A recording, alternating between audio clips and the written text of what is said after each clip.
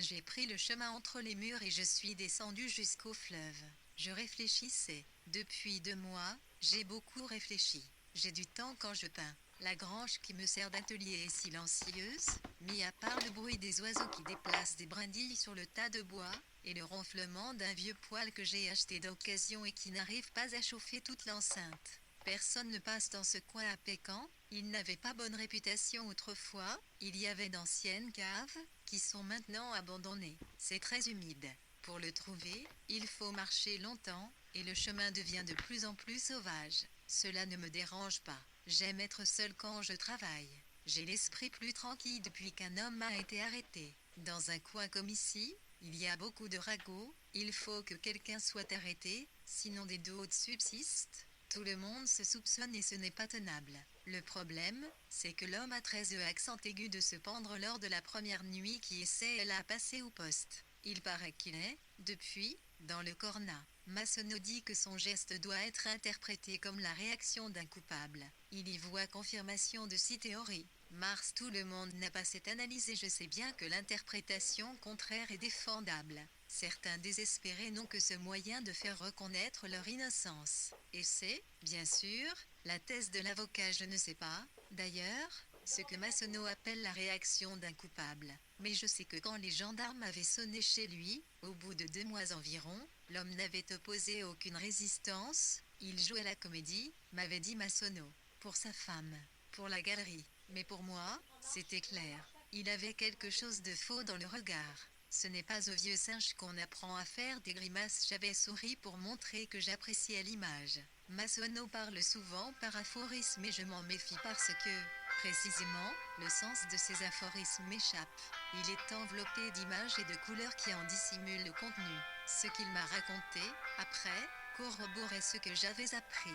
Ils étaient arrivés à 6 heures du matin, 2 fourgonnettes de gendarmes, ils avaient encerclé la maison. C'était à la fin de décembre, et je peux me représenter la nuit, à 6 heures du matin, en 14, essayer de se pendre lors de la première nuit qu'il a passée au poste. Il paraît qu'il est, depuis, dans le coma. Massonneau dit que son geste doit être interprété comme la réaction d'un coupable. Il y voit la confirmation de sa théorie. Mais tout le monde n'a pas cette analyse et je sais bien que l'interprétation contraire est défendable. Certains désespérés n'ont que ce moyen de faire reconnaître leur innocence. Et c'est, bien sûr, la thèse de l'avocat, je ne sais pas, d'ailleurs, ce que Massonneau appelle la réaction d'un coupable. Mais je sais que quand les gendarmes avaient sonné chez lui, au bout de 2 mois environ, l'homme n'avait opposé aucune résistance, il jouait la comédie, m'avait dit Massonneau. Pour sa femme, pour la galerie. Mais pour moi, c'était clair. Il avait quelque chose de faux dans le regard. Ce n'est pas au vieux singe qu'on apprend à faire des grimaces. J'avais souri pour montrer que j'appréciais l'image. Massonneau parle souvent par aphorismes et je m'en méfie parce que, précisément, le sens de ces aphorismes m'échappe. Il est enveloppé d'images et de couleurs qui en dissimulent le contenu. Ce qu'il m'a raconté, après, corroborait ce que j'avais appris. Ils étaient arrivés à 6 heures du matin, 2 fourgonnettes de gendarmes, ils avaient encerclé la maison. C'était à la fin de décembre, et je texte me représenter la nuit, à 6 heures du matin, en 14 décembre, le jour est encore loin. J'imagine tout, les rues éteintes, le brouillard, l'odeur de terre et de feuilles mortes, celle, plus acide, des clôtures de tuyas mouillés. C'est l'odeur de l'hiver ici. Je l'ai retrouvé quand je suis revenu m'installer à une personne de lever, même si, dans le coin, on est plutôt matinal. C'est la province. Les nuages à peine soulevés sur l'horizon. Le train de 6 heures que les hommes ont entendu passer et qui a donné le signal. Quelques camions sur l'autoroute de l'autre côté de la Loire, les premiers, ceux qui remontent du sud, quelquefois même des pagnes, et qui partent avant le lever du soleil. Souvent, j'essaie d'imaginer cet homme, ce qu'il sentait quand ils l'ont emmené entre plusieurs gendarmes, ce que j'aurais senti, moi, à sa place. Je ne le connais pas. Au moment de l'arrestation, ils n'ont montré aucune image. Je ne sais pas non plus ce que pensaient les hommes de la brigade, mais je crois qu'il entourait la villa, attentif et précis, aux aguets, comme on l'est par un matin de chasse. C'était dans un quartier résidentiel, comme il s'en est construit depuis quelques années, au sud de N, des terrains de viabilisation récente, un lotissement de standing avec vue sur le fleuve ici, tout ce qui a vue sur le fleuve est plus cher. De grandes maisons conçues avec des baies vitrées sur le modèle américain, sans aucun style, des 15 barbecues et des terrasses aménagées, des pelouses, des massifs arrangés par les pépiniéristes, des plantations de bouleaux et de conifères. Ces arbres qui n'ont dans la région aucune justification botanique, qui correspondent à une idée purement théorique du jardin, telle que peuvent en avoir les gens qui viennent d'ailleurs. Pour respecter la loi, ils avaient dû attendre, sonner quelques minutes après 6 heures. Au volant de la voiture qu'il avait garée dans une rue perpendiculaire, Massonneau surveillait l'écran de son téléphone portable. Il avait entendu le train passer. C'était lui qui avait donné le signal. Tout est affaire de procédure, ce qui importe, dans ces cas-là, m'avait-il dit, c'est de ne pas être attaquable à 6h30. C'était fini, adroitement mené, efficace, discret, avant que les fenêtres du quartier ne s'allument. Le temps qu'une femme en robe de chambre, mal réveillée, la cafetière à la main, dise « Tiens, laisse gendarme, j'avoue que ce jour-là, j'ai été satisfait », m'avait dit Massonneau. Pour une fois qu'on avait la commission rogatoire, on avait réussi à montrer ce qu'on sait faire. Vous étiez là comme moi, vous saviez le climat qui régnait ici. Vous aviez été témoin de beaucoup de choses. Je vous soupçonne d'ailleurs d'en avoir dit beaucoup et moins que ce que vous saviez, et pour une raison qui PIS il avait souri, et j'ai cru qu'il allait encore me servir une de ces formules qui n'ont l'air de rien, mais qui m'obligent, après, à réfléchir, parce qu'elles peuvent avoir plusieurs sens. Comme tous les solitaires, je me méfie des paroles. Il a dit simplement, quand on pense que c'était dans un mouchoir de poche. C'était vrai, tout s'était tenu dans un mouchoir, en quelque sorte sous nos yeux, et il aurait suffi de les garder ouverts. Il n'y a pas un kilomètre à vol d'oiseau entre le restaurant des Chaînes d'Or et la Boulay, et moi, je n'étais pas loin, je sais beaucoup de ce qui s'est passé ce soir-là, ces gestes qui se sont enchaînés, que Massonneau a essayé de mettre en ordre, de composer comme les parties d'un tableau. Entre le restaurant des Chaînes d'Or et les Levées, c'est ainsi qu'on appelle chez nous ces longues digues sablonneuses qui bordent le cours de la Loire. Ce sont des terres indéfinies, inhabitées, qui dépendent entièrement du fleuve. Une sorte de no man's land. Je me rappelle l'après-midi. C'était la veille de la Toussaint. Il pleuvait des cordes. Il était près de 5h30 et le musée ferme à 8h.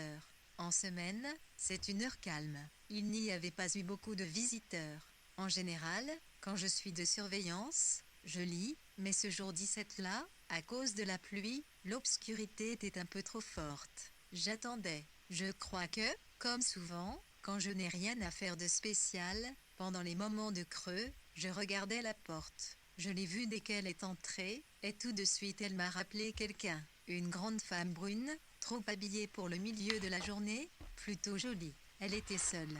Elle portait des escarpins à talons, certainement inconfortables, et ses cheveux étaient mouillés. Il me semble qu'une odeur d'eau est entrée avec elle dans la salle. Comme presque tous les visiteurs, elle s'est dirigée vers le portrait de Madame de Soigne. Elle l'a observé longuement. J'ai vu qu'elle admirait le velours de la robe. Comme le fauge aurait été gênant, elle s'est déplacée vers la droite, dans un angle où le verre ne renvoie pas de reflet, où la tête ressort bien, ovale et blanche sur le fond noir.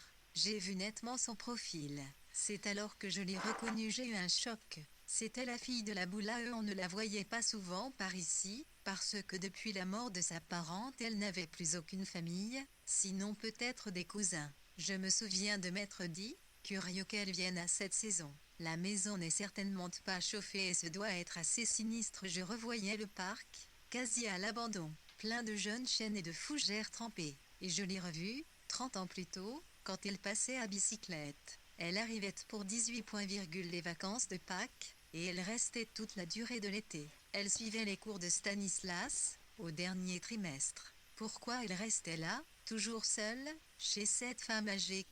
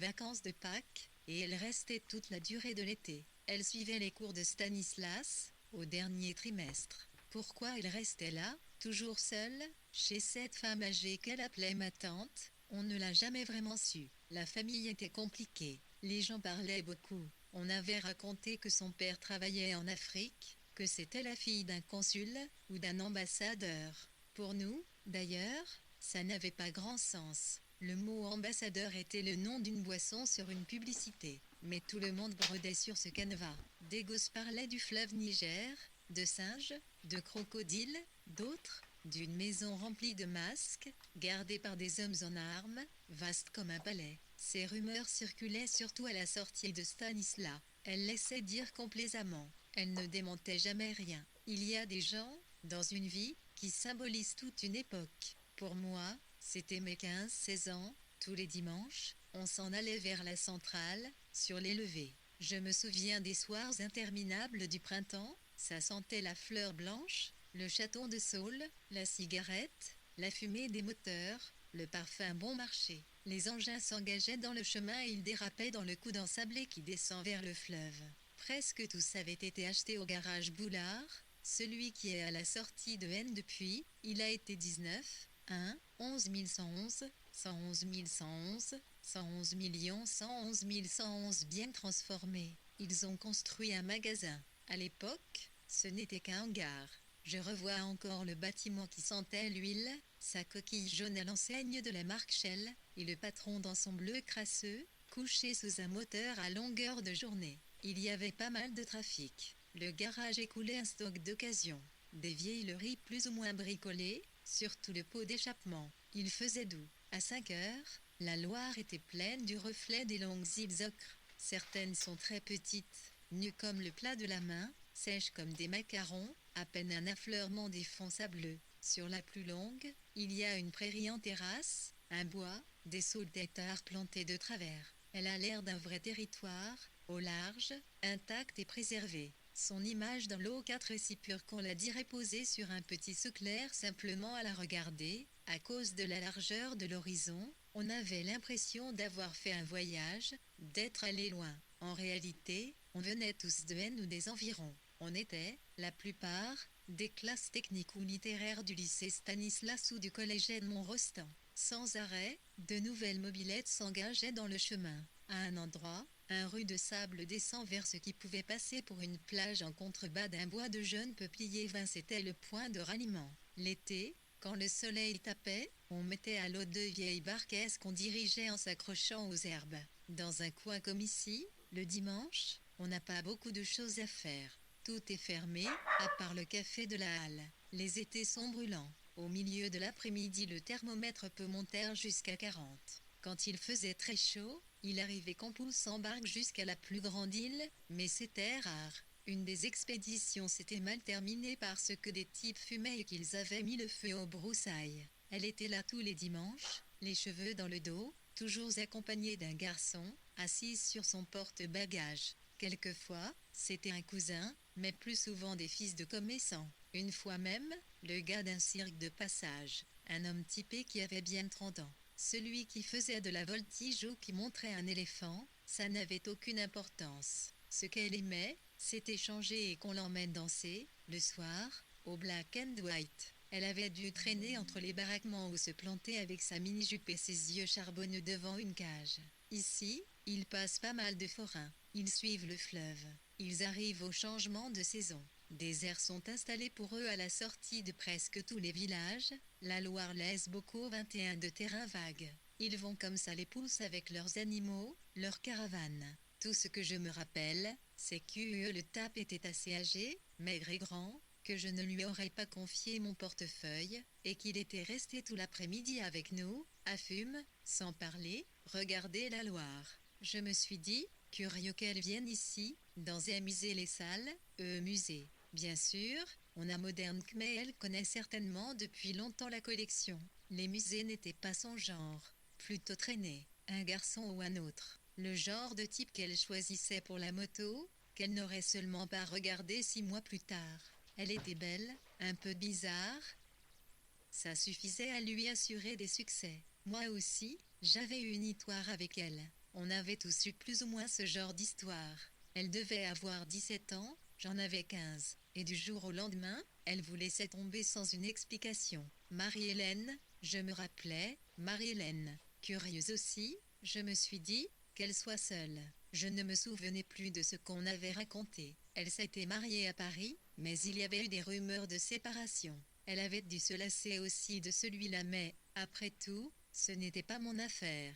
Les gens qui partent, au début, on s'y intéresse, on a une forme de curiosité. Après, la curiosité disparaît. Les sujets changent. À l'époque, j'avais d'autres chats à fouetter. Sur 22 mois aussi, quand j'étais revenue de Paris, les gens posaient beaucoup de questions. Je ne crois pas qu'elle m'ait reconnue. Plus de 20 ans qu'elle était partie. Et au musée je porte un uniforme. Elle avait l'air maintenant d'une bourgeoise en tailleur et souliers à talons, mince et droite. Une femme de catalogue. Pas tout à fait les mêmes qu'avant, quand même, les catalogues. Je me le suis dit, c'était de bonne guerre.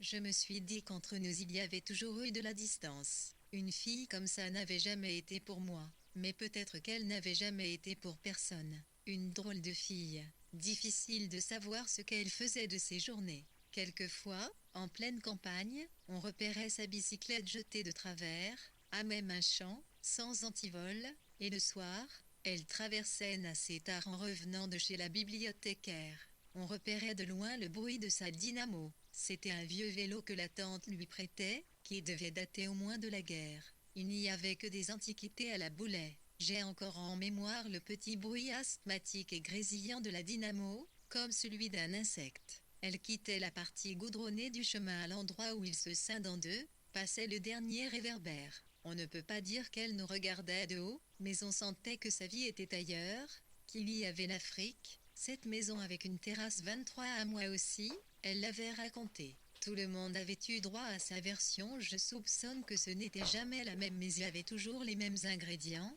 supposés nous impressionner, la chaleur, les piscines, les cases du quartier résidentiel, les réceptions. Le nom de la ville, il ne faut pas me le demander. Tout ce que je sais, c'est qu'elle était au bord d'un fleuve, et qu'au milieu, au centre de ce que la fille appelait le quartier des ambassades, dominant le fleuve et le port. Il y avait le grand hôtel avec ses balcons de verre fumé et son bar luxueux, où des couples dansaient dès que la nuit était tombée, minutieusement, théâtralement, comme on ne le fait plus en Europe, ces anciennes danses de salon, des tangos et des valses, ils pivotaient et trottinaient, l'homme avançant, la femme reculant à mesure, étroitement plaquée contre son torse. L'ombre des couples s'allongeait sur le balcon éclairé. Elle les guettait, de sa terrasse sur le toit, elle les voyait repartir et tourner. Elle disait que c'était un luxe insensé, que les ascenseurs du grand hôtel étaient tapissés de serpents, que les hommes qui allaient danser là n'étaient pas très convenables, des hommes qui s'en asseoir, des militaires, des téfis elle ne savait pas. Le samedi noyait le camp, et les femmes, et 10 soirs certaines verraient accompagnées de leurs maris, les autres soirs c'étaient des étrangères j'imagine existaient là. Bas une de ces petites sociétés étroites et sans grand intérêt que favorise l'exil, qu'elle avait ses héros, ses scandales, un romanesque un peu usé, que tout cela avait dû prendre d'énormes proportions dans l'esprit d'une adolescente, mais bien sûr, il était impossible de dire si elle n'inventait assez ce qu'elle nous racontait, comme cette terrasse sur la maison, où les boys mettaient le linge à sécher. Le linge de tout un hôtel y aurait tenu tant il y avait de surface. Le soir, quand il était là-haut, à regarder la nuit, elle entendait des voix, c'était ce qu'elle nous disait, des voix montant du bas des murs, les voix des hommes qui restaient dans la rue, des mendiants, les gardiens des propriétés blanches. Certains n'avaient pas d'autre endroit, ils s'accroupissaient près des portes. Elle ne comprenait pas la langue. Quand il y avait de longues interruptions, elle croyait que les hommes s'étaient endormis, mais toujours les voix reprenaient. Elles étaient parfois très aiguës, comme s'il y avait une dispute. Elle disait qu'il lui était arrivé, à elle aussi, de s'endormir, dehors, sur la terrasse, qu'il fallait se méfier des bêtes, mais que la nuit,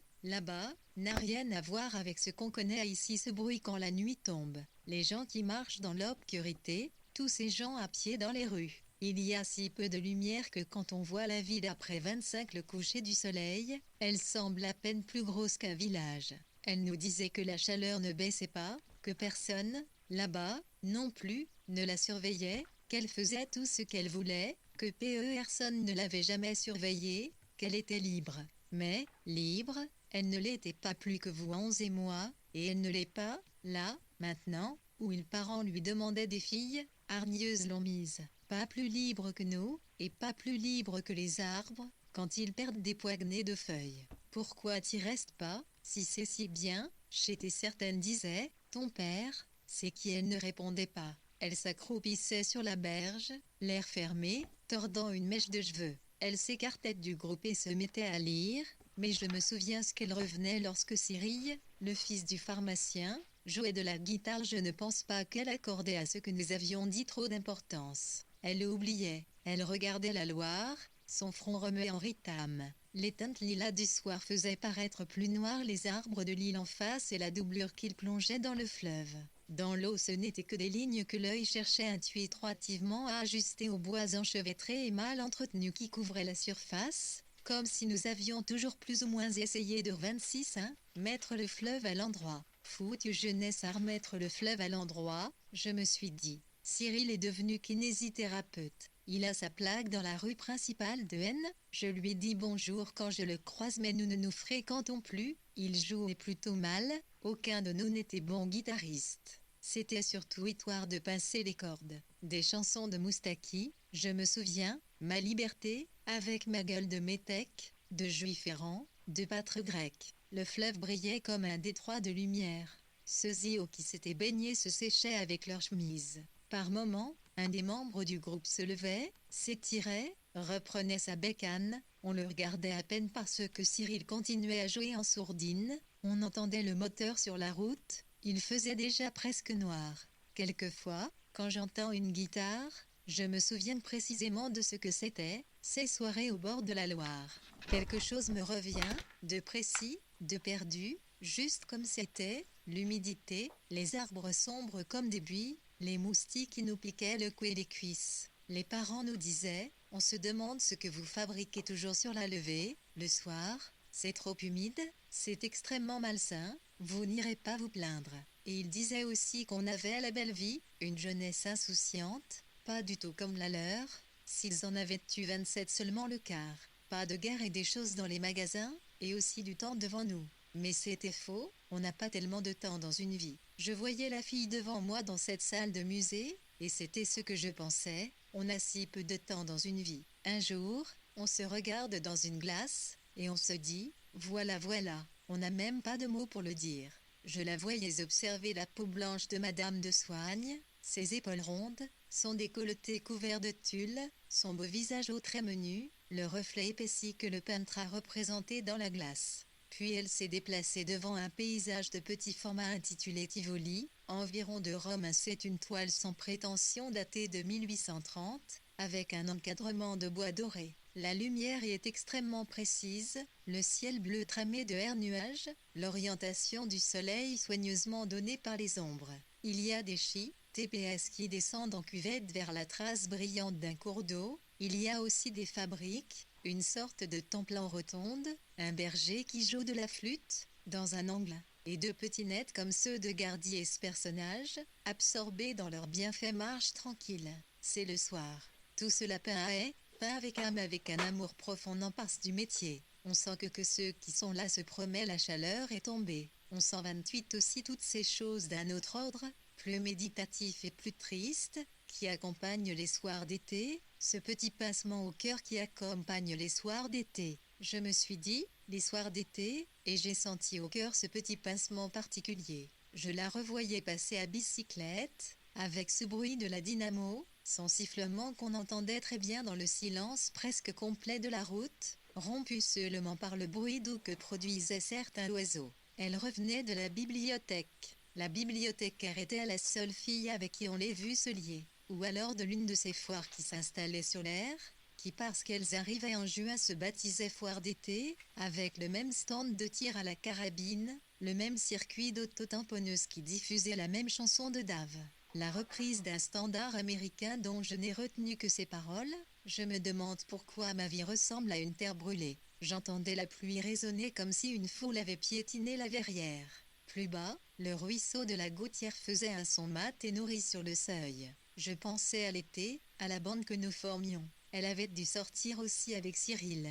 Je me souviens qu'un jour où il avait repéré sa bicyclette appuyée contre un Porsche, il avait dit entre ses dents, « C'est allumeuse ?» Et quand un type utilise ce mot-là, c'est qu'il a un compte à régler 29 soudain. J'y me levais de dire a eu envie de cette femme qui était devant moi, qui avait apporté dans le musée l'odeur de l'eau et de la terre humide.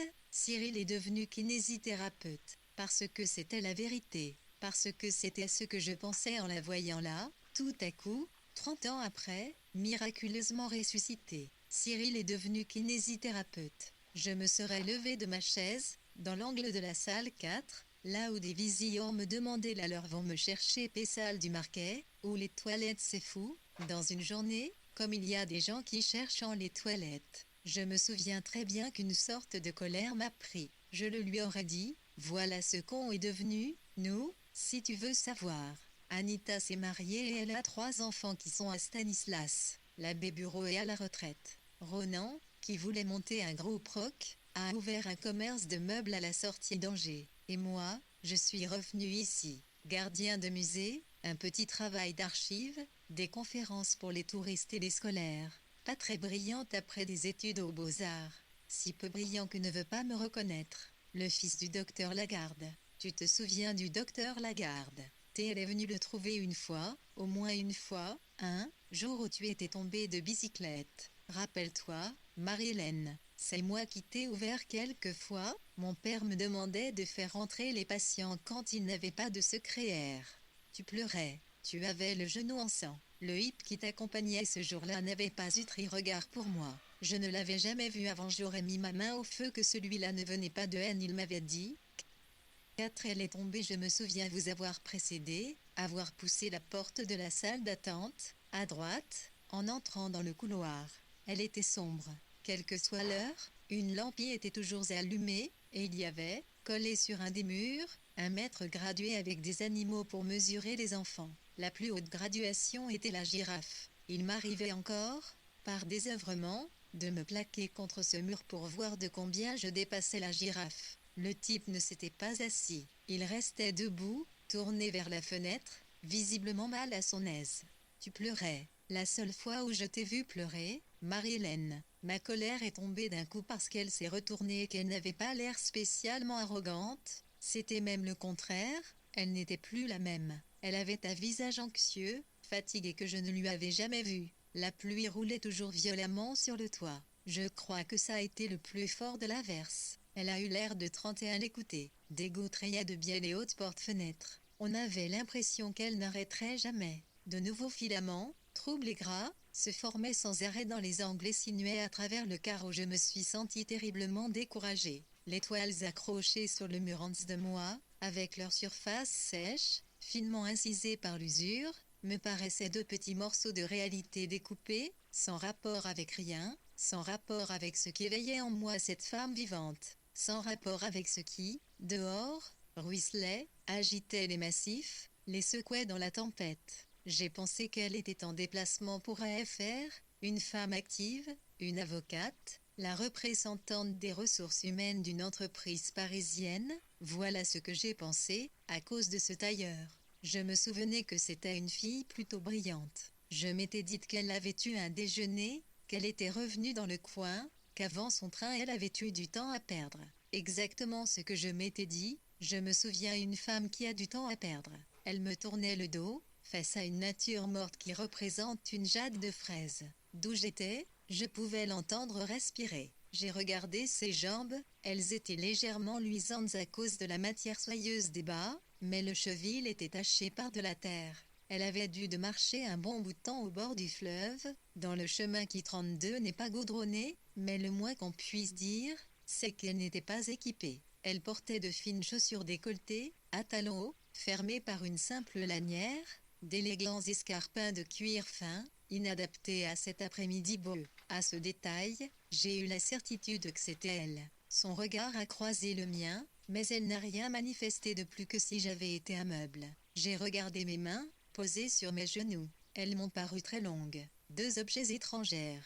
J'ai frotté l'une d'elles sur ma nuque. Puis je me suis levée et j'ai allumé la lumière. Elle est sortie de la salle 4, et elle a dû passer dans le salon principal. Je ne me suis pas déplacée. Malgré moi, je continuais à guetter le bruit de ses talons sur le parquet. Je l'ai entendue décroître et s'alourdir quand elle a monté l'escalier. Les salles sont extrêmement sonores. Mon cœur battait. J'essayais de me raisonner. Je me disais, tu n'es plus un gosse. Quelques minutes après, un portable a sonné à l'étage supérieur. J'ai entendu des pas, un bruit de voix au-dessus de moi, et j'ai pensé que Christiane, qui s'occupe de l'étage, était intervenue pour rappeler que le portable est interdit dans le musée. Elle a dû sortir vers 6 heures, si l'on en croit l'image de la caméra de surveillance. Vers 6 heures, Morlaix m'a appelé sur le téléphone intérieur pour un problème dans l'arrêt 33 Serve. Le musée de N est administré par les musées de France. Nous avons dû subir des compressions de personnel.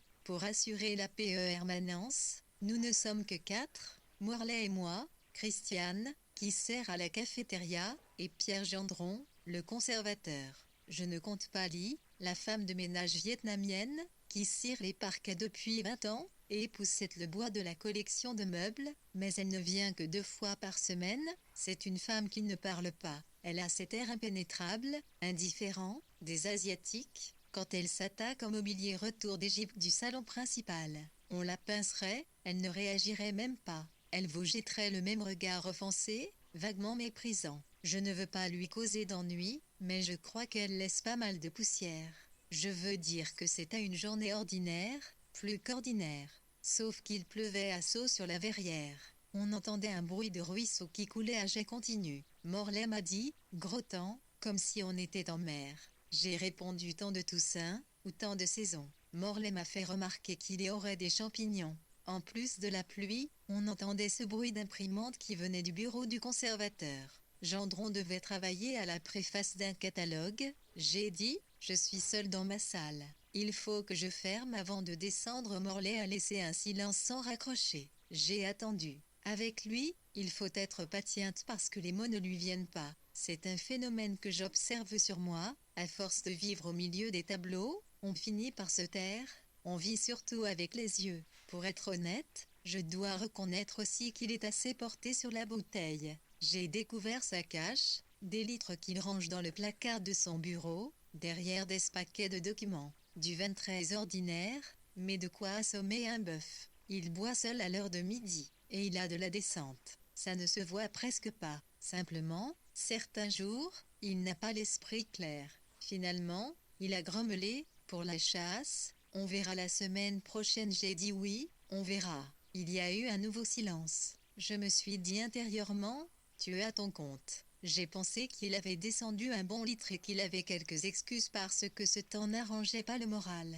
Mais moi aussi, j'avais mon compte, et je n'avais pas envie de faire d'efforts. Je me suis tue. J'ai entendu la pluie sur les carreaux. Dehors, les lampes se sont allumées. La nuit tombe vite depuis qu'on est passé à l'heure d'automne. Morlaix ne raccrochait toujours pas et il a dit soudain avec un rire, « Les lapins sont pas fous. Pas de risque qu'ils mettent le nez dehors. Tout 35 ça doit rester bien au chaud, dans son trou. Un jour comme aujourd'hui, il y a que les malades qui sortent. Suis pourtant sorti, 2 heures plus tard. La pluie avait bien diminué. Par moments ce n'était plus qu'un crachin et j'ai voulu marcher sur la levée pour me détendre. Le crachin, c'est usant, c'est régulier, mais si on se laisse impressionner, ici, l'automne, on ne fait plus rien. J'avais dû aider à porter des caisses et des châssis dans la réserve, et c'était la cause, me disais-je, du léger essoufflement que je ressentais. Je me répétais, mauvaise journée. Il y a des jours comme ça, où tout va à l'envers. J'ai quitté N et j'ai longé la départementale sur à peu près 1 kilomètre, marchant toujours sur le talus. Le vent soufflait très fort et il faisait complètement noir. Je crois c'était plus fort que moi. J'ai pris le chemin des levées. Je suis passé devant la Boulay. Je voulais en avoir le cœur net. La maison est au fond de l'allée, en retrait, le bas des murs est envahi par les fougères. Plusieurs volets sur la façade étaient ouverts. Entre les arbres, j'ai vu de la lumière dans les 2 fenêtres du rez-de-chaussée. J'ai compris que je ne m'étais pas trompée, que c'était bien elle, la fille de la Boulay. Je me suis dit, elle est revenue. J'en ai même 36 éprouvé une bizarre satisfaction. Je me rappelle au point de me dire, si je sonnais. Puis j'ai pensé, elle a changé quand même. Ce n'était pas facile de dire en quoi. Il y avait toujours ses yeux et sa minceur. Moi aussi, j'avais pas mal changé, Tout compte fait, si je voulais être honnête. Surtout depuis mon retour ici, j'ai perdu beaucoup de cheveux, je m'arrange pour ne pas le voir. C'est plus facile parce que la partie dégarnie est sur l'arrière. Les années, j'ai pensé, toutes ces années, j'ai essayé de les compter pour faire le point, mais c'était plus dur que de rester dans le vague. J'ai remarqué que quand on essaie de se représenter le temps, on n'arrive pas, la pensée ne forme aucune image claire. À nouveau, je me suis fait la réflexion que ce ne devait pas être drôle, même si ce n'était que pour un soir, la solitude dans cette grande maison mal entretenue, à l'abandon depuis la mort de sa propriétaire. Le cimetière est juste à côté. Certaines personnes disaient qu'elles n'auraient pas aimé une maison comme celle-ci, même belle, ce parc immense juste à la porte du cimetière. C'était pour ça que ça ne s'était jamais vendu. D'autres faisaient remarquer que les morts ne sont pas des voisins gênants, qu'il n'y en a pas qui soient revenus, à part Lazare, comme disait ma grand-mère. Et encore, ceux qui nous le racontent ne sont plus là pour témoigner. Toujours les mêmes inévitables plaisanteries sur la longueur du baillet 37, la tranquillité qu'on a près de ceux qui sont sous la terre. Je connais par cœur ces conversations. J'ai quand même ralenti. Les marronniers de l'allée centrale avaient perdu beaucoup de feuilles, ce qui accentuait cette impression de négligence et d'abandon. La terrasse luisait comme une mare. On ne voyait rien dans la maison, mis à part deux tulipes d'opaline vieilles au centre de chacun des plafonds, une dans chaque pièce. Elle donnait un éclairage de gare, à peine suffisant, jaune et triste. Autrefois, j'ai pensé, il y avait des lustres. Ils ont dû vendre aussi les lutresses. J'apercevais le plateau d'une table dans le salon, mais elle, je ne l'ai pas vue. Je me suis souvenu qu'il y avait des chambres sur l'arrière, du côté du terrain qui descend vers la Loire. Ce devait être une forêt vierge, depuis le temps. J'ai continué en direction de la centrale.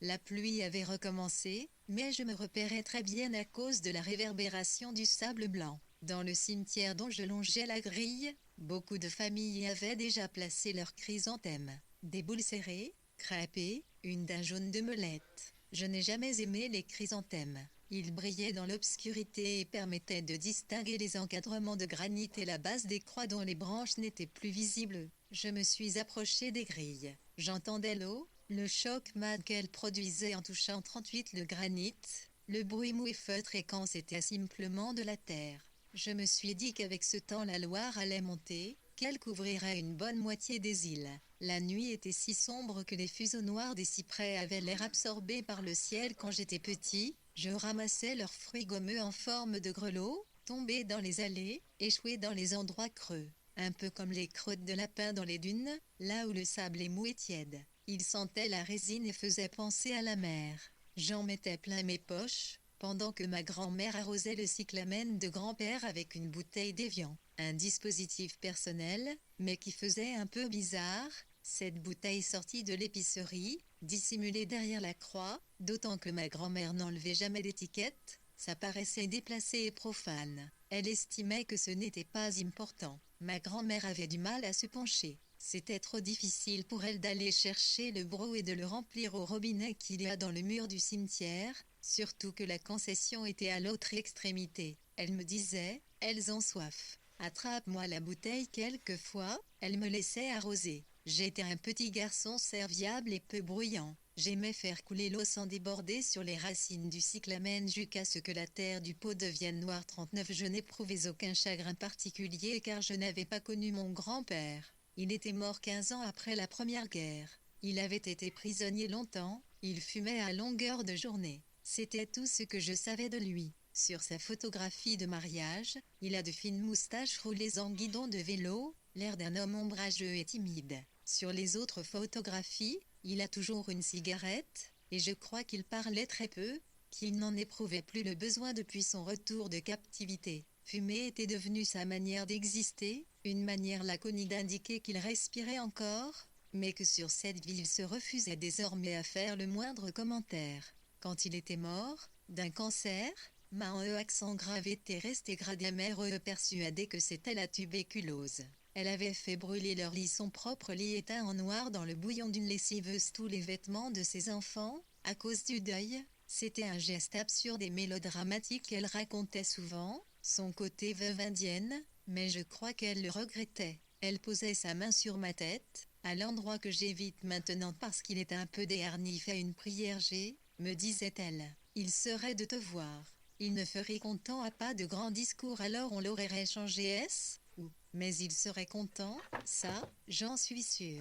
Le pauvre, il a eu si chance dans sa vie, peu de 40, on avait fini d'arroser, on descendait l'allée vers la grille du côté sud qui donne directement sur la Loire. L'allée centrale était sableuse, bordée de tombes assez anciennes, il y avait le coin des enfants morts et celui des anciens curés de la paroisse. En face de nous, la Loire brillait. On aurait dit souvent, le soir, que le cours se ralentissait, qu'il prenait une fraîcheur des temps.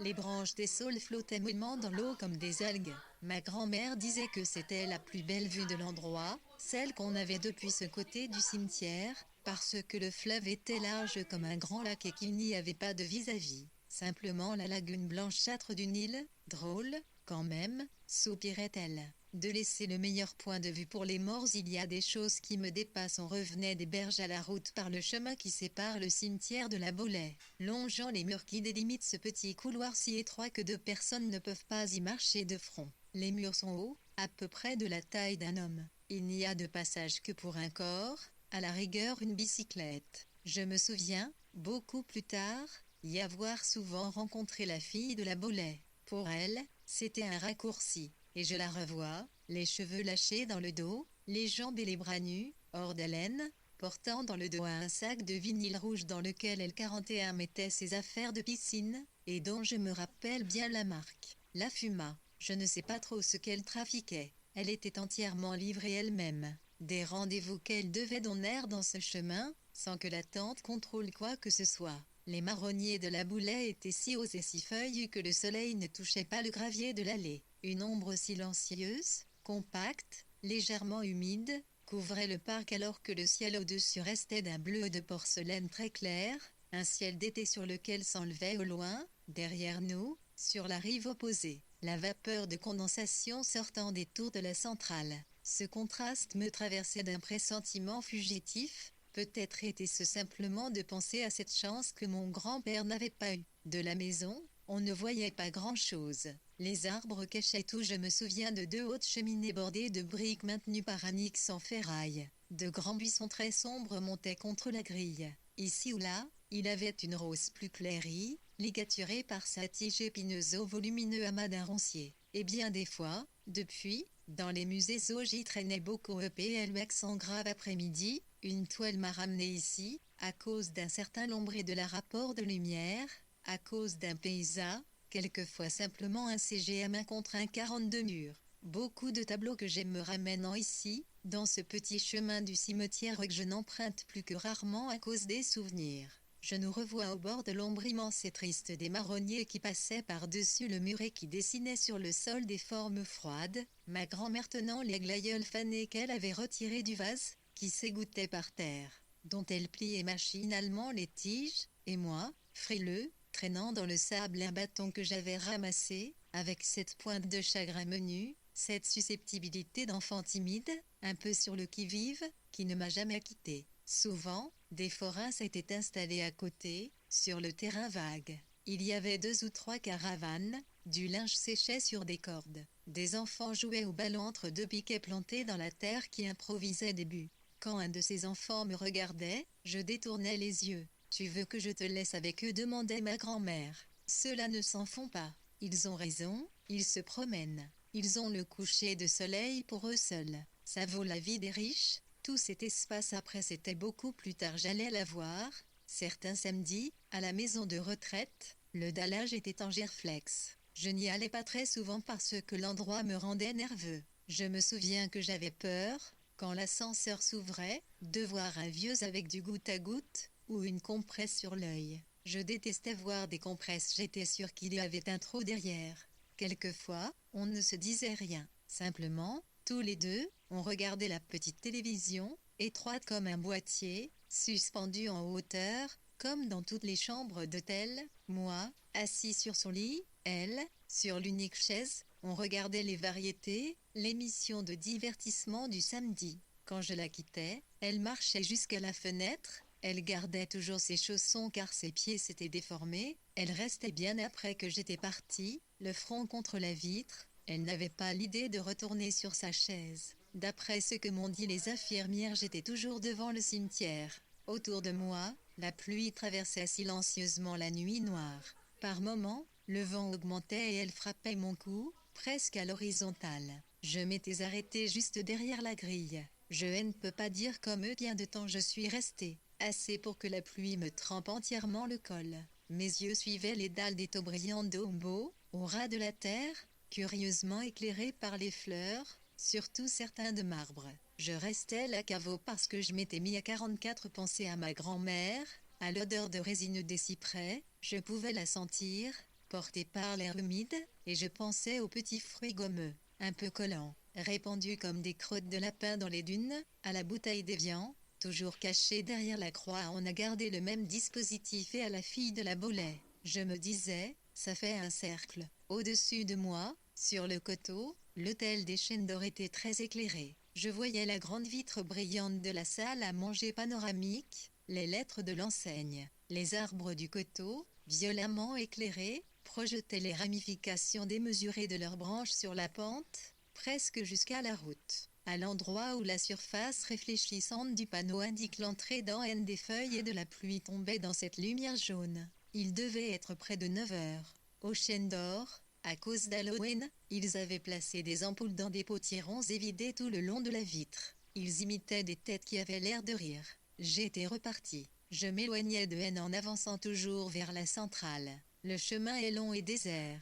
Après le cimetière, il n'y a plus que des champs, et, descendant vers l'eau, adossé au tertre de la levée, une partie assez sauvage, une mangrove irrégulière, des bois discontinus de frênes et de peupliers, de petites cultures, des terres 45 reins à lapins, des enclos où somnolents de vieux chevaux de trait et des ânes. Quand le crachin cessait, le vent continuait à secouer les branches en dispersant de petites gouttes. D'après ce que croit Massonneau, c'est là que l'autre homme m'a croisé. J'ai dû passer sans m'en apercevoir le long de sa voiture éteinte, enfoncée sous les arbres d'un bois. À main droite, à peu près à mi-route, une sert d'abri aux chasseurs. Je me souviens d'avoir identifié sa forme sombre, sa couverture en bois, et m'être dit que je pourrais m'y abriter au cas où la pluie augmenterait. Lui avançait vers les carrés de lumière triste des fenêtres. Il avait dû sortir de sa voiture quand l'averse s'était arrêtée, passé à 30 mètres de moi, pas plus de 30 mètres. Peut-être il m'avait vu,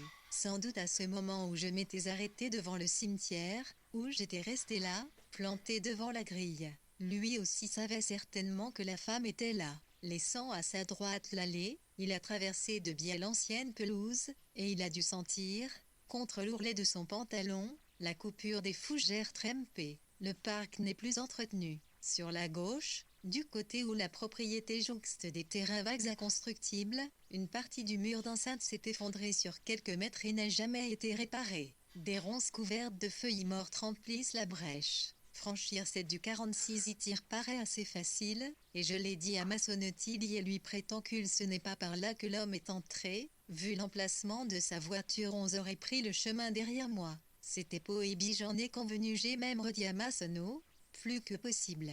Par ce temps de chien, pouvaient parfaitement se croiser, deux hommes s'essaient d'y pousser comme sont les hommes parisiens, des désirs contraires ou identiques, cherchant, pour des raisons contraires ou identiques, à s'approcher de la même femme.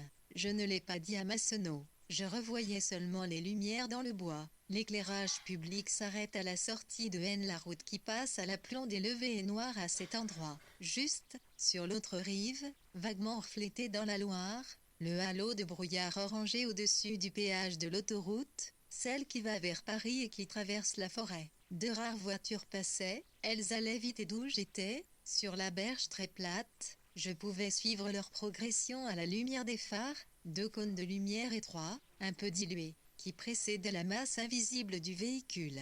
Les reflets s'allongeaient sur la route mouillée un peu plus que par temps sec. Je continuais à avancer en rêvassant, disant déjà que j'étais revenu, moi, que je m'étais réinstallé à une solution à prendre ou à laisser. C'était ce que m'avait dit mon père quand il m'avait appelé au téléphone. Tout de suite, j'avais reconnu la voix, énergique, irritée. Quand il m'appelait, mon père était toujours légèrement irrité. Il m'avait dit « J'ai rendez-vous avec le secrétaire de mairie. Ils ont un poste au musée d'Orlémont, avec des heures de conférence et un travail sur les archives. Ce sera d'abord à l'essai, mais le salaire est régulier, et tu auras un jour de repos, le mercredi. Tu t'occuperas des groupes pour les visites. Tu pourras peindre. J'ai en vue une ancienne grange, vers les caves. Tu y feras ton atelier. Tu y entasseras ton fourbi. Tu ne peux pas continuer comme ça, tirer le diable par la queue et ne rien vendre. Tu auras beaucoup de temps, même avec le travail. Le temps n'est pas le même ici, tu sais bien. J'ai dit que tu étais intéressé. Marnier fera pression sur le conservateur. Il a des arguments. D'ici 3 ans, je ne pourrai plus rien faire pour toi. Je suppose que tu ne veux pas finir sous les ponts. Décide-toi, j'avais pris. Je n'avais pas vraiment le choix. Je ne sais pas ce que Marnier avait raconté à Tendron, mais l'argument avait porté. Et mon R avait tenu parole, pour les caves. C'était ce qu'il avait dû trouver de moins cher, un endroit isolé et humide, au milieu des levées, assez sinistre. 48 lui-même nous a raconté bien des fois qu'une nuit où il revenait d'une urgence à l'hôpital, des hommes faisaient des signaux sur la route avec des torches, qu'ils avaient essayé de l'arrêter. Une voiture, feux éteints, était garée de travers, sur le talus. Il est sûr d'avoir vu plusieurs individus à l'intérieur. Vu ma situation, je ne pouvais pas me montrer difficile, et à l'usage l'endroit s'est révélé comme mode. Je pouvais faire des allers et retours entre le musée et la grange pour apprêter mes toiles pendant la pause du midi, ou le soir. Après ma journée, le musée Charles d'Orlémont est à l'entrée de N, juste après le panneau indicateur, dans l'ancienne propriété dont le collectionneur a fait le legs à la commune. Au XIXe siècle, c'était une habitation élégante, une folie comme il s'en est construit de ce côté du fleuve, sur la rive la mieux exposée, avec perron, plafond peint, et jardin d'hiver en rotonde. Autrefois, du temps de sa splendeur, la Baulée devait lui ressembler. Le parc, d'une grande beauté, a été amputé par un jardin municipal, et par le tracé de la route. À l'intérieur, les pièces sont hautes de plafond, très éclairées et un peu froides. On en a conservé l'ordonnancement si bien que le musée offre en même temps que ses collections la possibilité de visiter une maison de maître à peu près dans son 49 état d'origine. Le mobilier a été racheté et on a restauré les tapisseries. Sous des vitrines en acajou, un nécessaire à coudre, plusieurs paires de bottines lacées, des éventails rappellent le souvenir de Clara d'Orlémont et de ses 2 filles. Leurs portraits de part et d'autre de la cheminée sont attribués à un peintre local, à qui l'on doit aussi les vues de haine qui tapissent le petit couloir, notamment le pont sur la Loire, l'allée de buis de l'ancienne cure, la roseraie du jardin Garnier. À gauche, Clara, déjà âgée, dans un corsage plissé de taffetas sombre, elle a survécu à son mari près de 20 ans. À droite, sa fille aînée, Madeleine, en robe de bal, une main gantée appuyée sur un guéridon, dans une pose assez conventionnelle. On reconnaît dans une vitrine l'original de l'éventail, une chinoiserie en bois laqué. Les 2 portraits, coupés sous le buste, sont d'un métier honnête, tous les 2 sur fond noir. Depuis mon arrivée, j'ai rédigé sur ce peintre et sur ses travaux plusieurs notices pour le catalogue général. D'autres toiles justifient la visite. Il y a un marquet, à l'étage, d'acquisition tardive, des arsionistes mineurs, un PE femme dans un tubonard, Mabé, para-ME de soigne, d'un élève d'Ingres, et au rez-de-chaussée, dans la salle au bout du couloir, une nativité flamande anonyme, une géée blanche et maigre, aux cheveux fins, tenant lisse l'enfant sur ses genoux, d'un côté, 2 évangés, de l'autre un ange avec une oriflamme 50. C'est une pièce d'un très grand prix, qui justifie à elle seule le système d'alarme qui nous relie à la gendarmerie. Cette rive du fleuve est celle qui a le moins. Ils veulent longer l'île en partant du Changer. Est-ce musée? Les bateaux passent comme autrefois devant des terrains vagues. Les ruines d'un ancien pigeonnier, la façade fermée de la boule est entièrement barrée par le bois d'une glycine et qui, à cause du désordre du parc, du lilas au printemps, à cause aussi de ces bustes de femmes posés sur 2 colonnes dont les visages souriants semblant sortir des arbres, a quelque chose des villas italiennes des bords du lac de Garde. Puis, c'est le cimetière dont on longe le mur en crépi. Mais une fois passé la courbe, sur la rive opposée, à même pas 2 kilomètres, il y a maintenant les 2 cheminées de la centrale. Au moment de la construction, il y a 30 ans, dans les premières années, l'opposition a été forte. Les militants distribuaient des tracts frappés de têtes de mort. J'étais encore petit et Cécile Naïf me rappelait les drapeaux de pirates. Beaucoup de gens signaient les pétitions et se sentaient concernés. Il y a eu des cortèges, des barrages sur la départementale, des banderoles la Loire défigurée. On est allé jusqu'à la préfecture. Maintenant, cette agitation semble loin. On prédisait des catastrophes, mais rien de ce qu'on craignait 51 n'est arrivé. Les brochets, les canards continuent à descendre la Loire. Comme disent les gens, il y a du pour et du contre. Il faut de l'eau pour les centrales. Il faut bien les installer quelque part.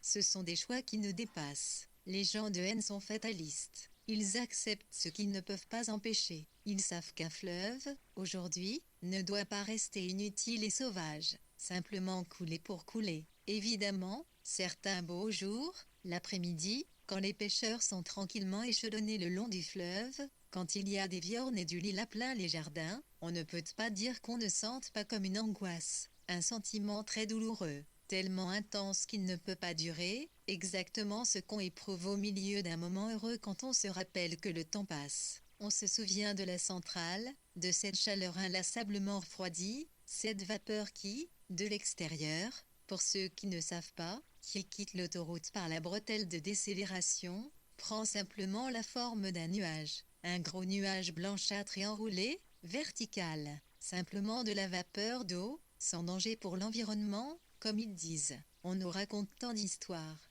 On se dit qu'on n'a aucune idée de ce qu'on respire.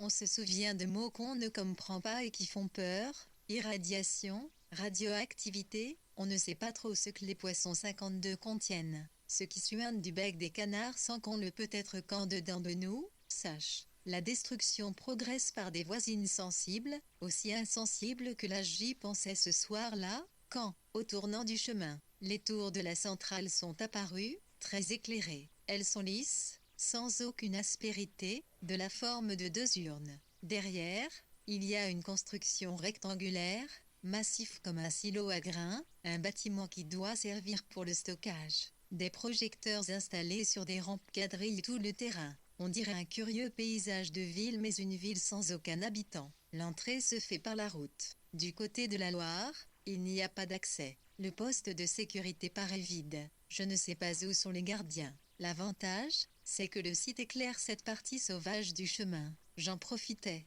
Insensiblement, ce soir-là, je m'étais avancé très loin. L'averse reprenait par moments et elle froissait méthodiquement les arbres. Dans le ciel, la vapeur pâle montait toujours, mais la pluie forte et le couvert brumeux la rabattaient. En arrivant en vue de la centrale, je me suis dit que j'aurais pu téléphoner, appeler la Boulay depuis mon portable. Je ne me faisais pas beaucoup d'illusions. Comme la maison n'est plus habitée depuis longtemps, il est probable qu'il n'y a plus de ligne de téléphone, que la bonne 53 man a été résiliée. Je me suis quand même promis de chercher dans l'annuaire dès que je serais rentré. Quand j'habitais Paris dans ma chambre de bonne, il m'était arrivé d'appeler la femme d'un immeuble voisin. Cette femme m'avait plu. C'était une inconnue, une femme blonde et hésitante que je croisais quelquefois chez les commerçants du quartier. J'avais réussi à identifier son numéro dans l'annuaire à partir du nom sur la boîte aux lettres. J'avais appelé plusieurs fois, simplement pour entendre sa voix. Il n'y avait que 2 ou 3 sonneries,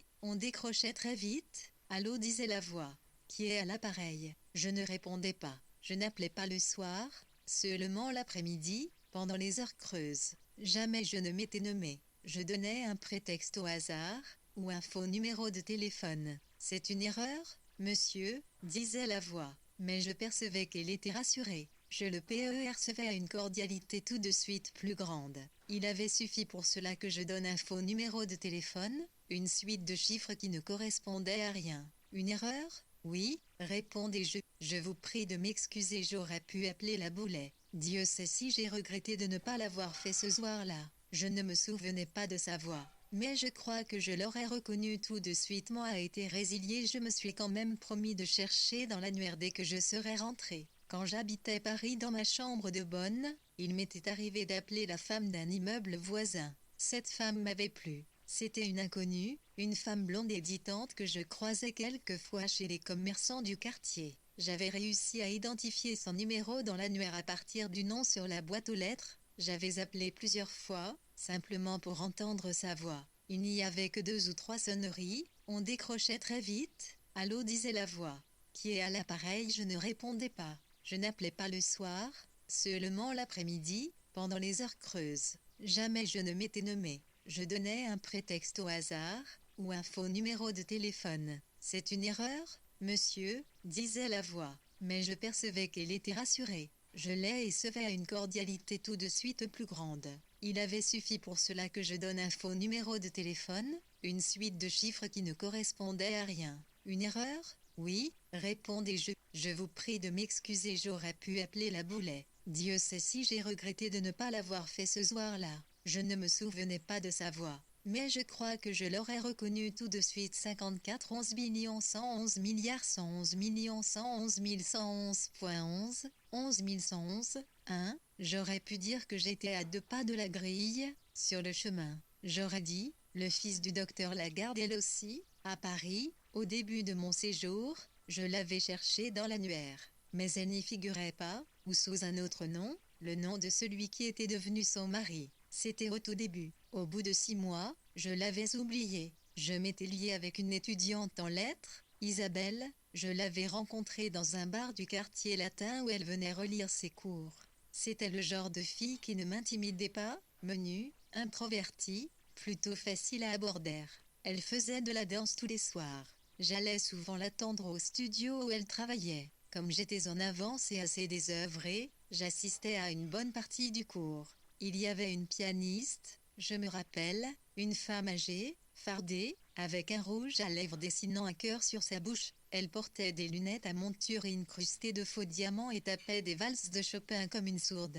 À l'évidence, le piano n'était jamais accordé. Je la regardais avec curiosité. Au vestiaire, les élèves disaient qu'elle était russe, que malgré son âge avancé elle avait besoin de gagner sa vie, qu'elle courait après des cachets misérables, qu'elle acceptait n'importe quoi. Elle jouait mal, mais elle semblait perdue dans sa musique. Je me souvenais bien de la Russie, c'est curieux, avec le temps, je me rappelle surtout cela, je la croisais parfois à la sortie de métro, tous 55 jours un peu hagarde, bizarre et exilée, trimballant sa bouche peinte comme au temps de la Goulue. Ses lunettes extravagantes et ses partitions de Chopin, valses et mazurka, dans un sac en plastique. Je me demande si elle possédait autre chose que ses lunettes et ce sac en plastique. Un jour, elle n'est plus venue, elle a été remplacée par un Hongrois. Les filles ont dit qu'elle était retournée dans son pays, mais je crois que la vérité est plus dure. Parmi les jambes qui s'élevaient et s'abaissaient au même rythme, je cherchais à identifier celle de mon amie, et je la voyais, toujours sérieuse, une main posée sur la barre,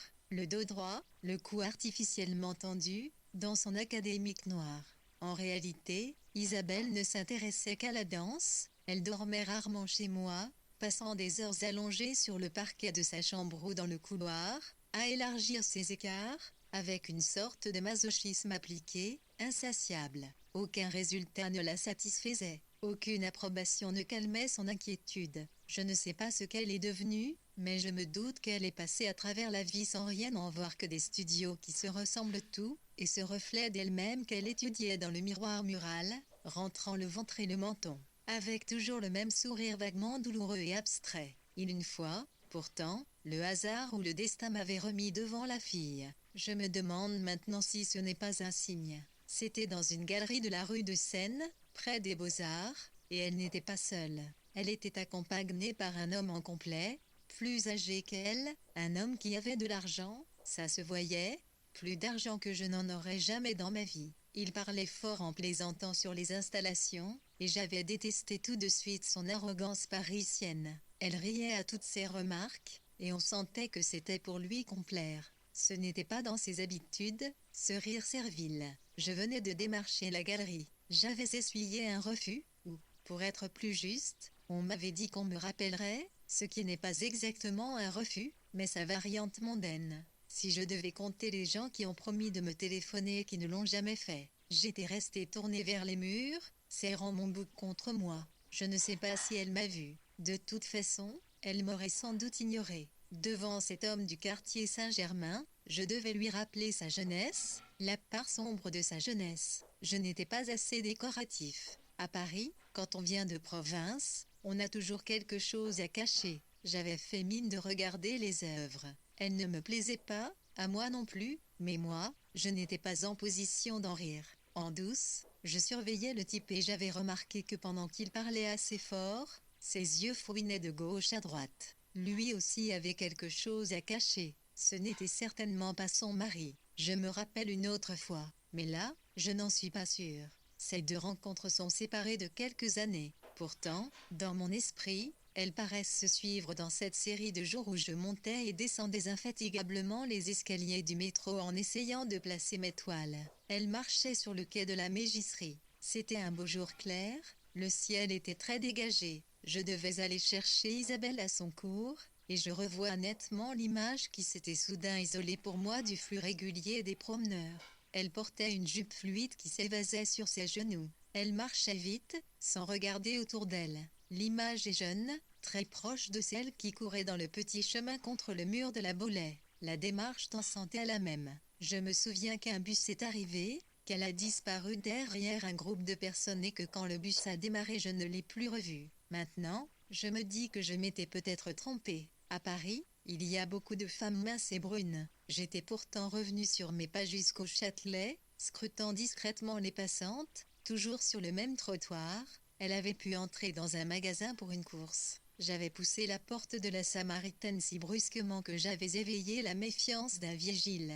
J'avais même passé tant de temps que j'étais arrivée en retard à notre rendez-vous. Isabelle m'attendait devant l'entrée du cours, et nous avions eu une dispute. Finalement, j'avais fait demi-tour, laissant la centrale derrière moi pour me replonger dans la partie du chemin entièrement noire. Beaucoup de feuilles tombaient encore. Elles venaient s'ajouter à la couche détrempée qui recouvrait le sol.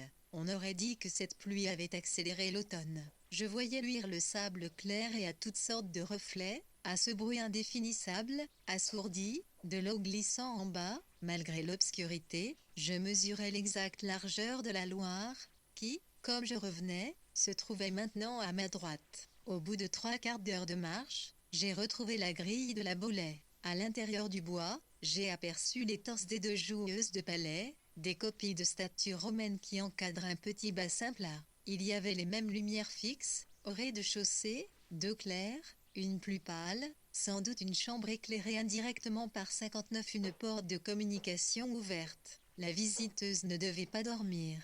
Je ne sais pas à quelle heure on éteint la lumière dans la salle de l'hôtel des Chênes d'Or. Quand je suis repassée, des gens dînaient toujours. J'apercevais leurs bustes en ombre chinoise au-dessus des massifs d'hortensias défleuris et secs comme du bois mort qui borde la terrasse. Eux ne pouvaient pas me voir. Pour eux, je n'avais pas plus d'existence que les feuilles ou les animaux sauvages. Devant moi, elle n'était éclairée d'ampoules oranges qui paraissaient creuser le couloir de la rue du centre, dessiner la charpente, classée, de l'ancienne halle, et les sculptures du porche de l'église. Les toits luisaient de pluie. Il n'y avait aucune lumière dans le clocher. Quelquefois, quelqu'un joue de l'orgue, ou il y a une réunion pour la paroisse, mais en cette veille de fête, avec ce temps épouvantable, tout le monde avait dû s'enfermer. L'heure a sonné. Il y a eu un certain nombre de coups. J'ai essayé de les compter. Ils se succédaient avec le même espacement, la même sonorité large et creuse. J'ai perdu pied. Ils semblaient devoir se répéter indéfiniment, mais ils se sont arrêtés tout à coup et j'ai eu l'impression de basculer dans le vide. J'ai remonté la rue à partir de la gare routière. Une voiture a mis son clignotant, elle a tourné devant moi. Comme la rue 60 principale est en pente, elle peinait pour la gravir. Elle s'est garée le long du trottoir du côté droit. Je suis passé devant le café éteint. Deux adolescents fumaient le long d'une des vitrines du centre commercial, à l'abri des arcades. Quand ils m'ont vu, ils se sont enfoncés dans la galerie marchande en laissant de la cendre sur le trottoir. Je me sentais très essoufflée, et j'ai marché plus lentement. Je me suis arrêtée pour compter les battements de mon cœur, mais je m'en mêlais parce que le mouvement accélérait les coups. Je me suis vue dans la vitrine du fleuriste, à côté de l'étiquette Interflora qui représente Mercure sous les traits d'une sorte de Peter Pan. Mon reflet était net, comme sur de l'acajou. La vitre était criblée de gouttes. Dans chacune d'elles, il y avait, en réduction, le point de lumière du réverbère du trottoir.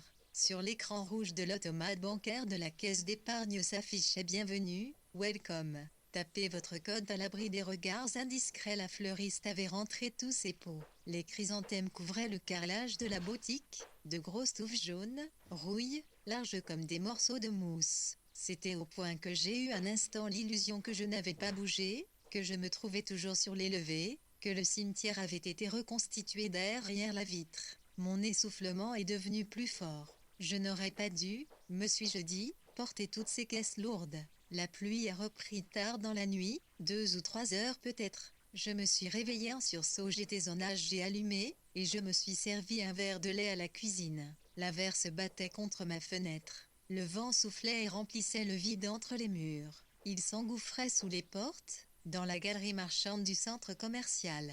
J'avais rêvé, dans mon rêve, je m'en souvenais confusément, il y avait une femme, mais ce n'était pas la fille de la Boulet, celle qui dormait au fond du parc. Cette femme était Isabelle.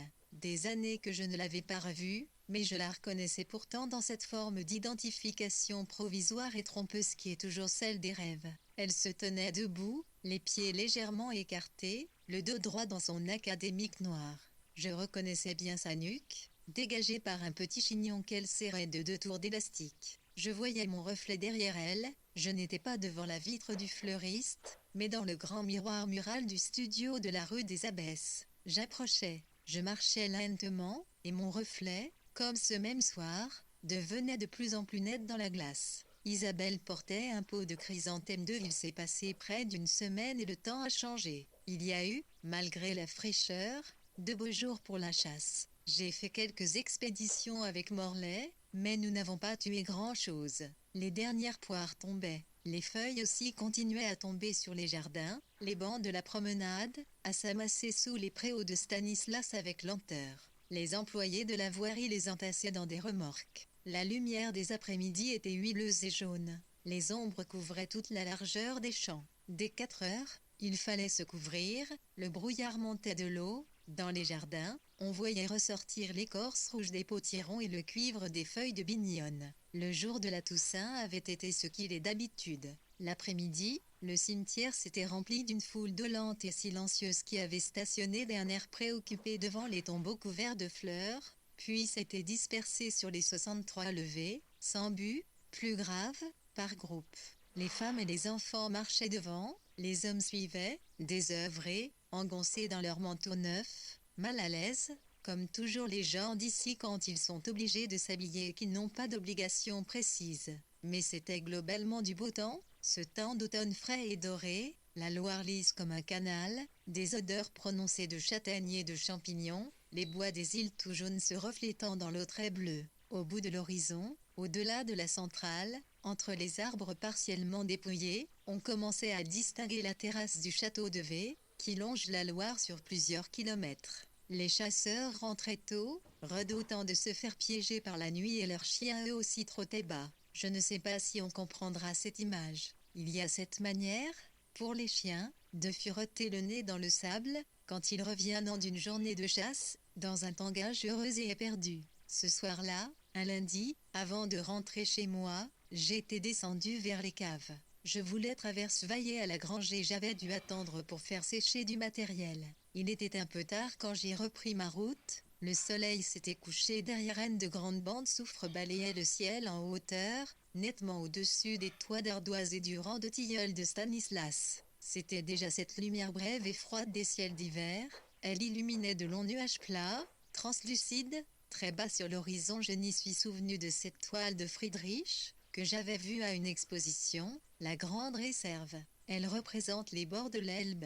On ne voit qu'une dérive, une prairie nue comme un plateau. Il doit faire froid. Le fleuve est bas, beau.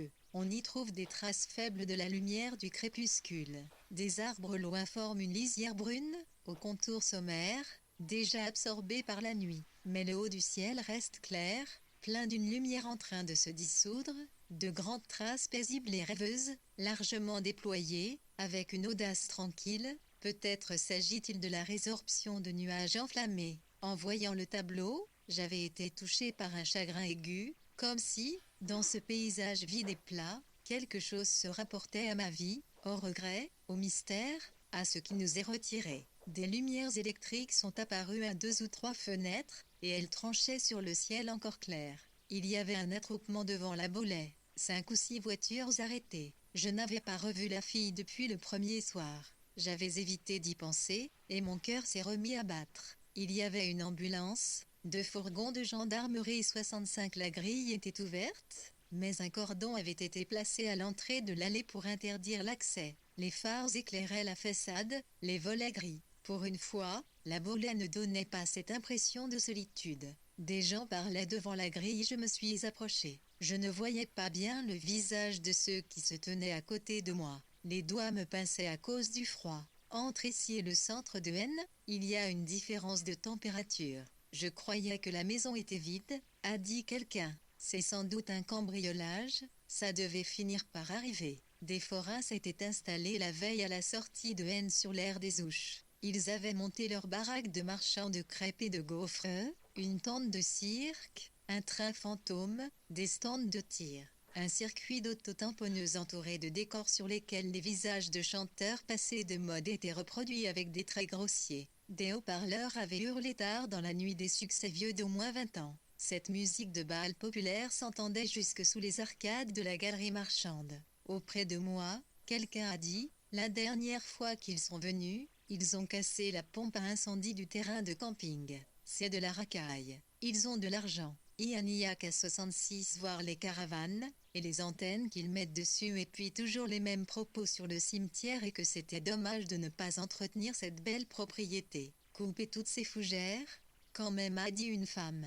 Quelqu'un a dit aussi que la fille était une prétentieuse qui ne regardait pas les gens, quelqu'un qui avait dû la voir passer comme moi, il y a longtemps, à bicyclette. Une enragée, disaient des gens, et une coureuse. Quand on pense qu'elle a hérité, d'où elle sortait exactement, une gamine qui poussait comme une plante. Sa tante ne lui faisait jamais d'observation. Il paraît qu'elle est devenue une personne tout ce qu'il y a de plus huppé. Un beau mariage.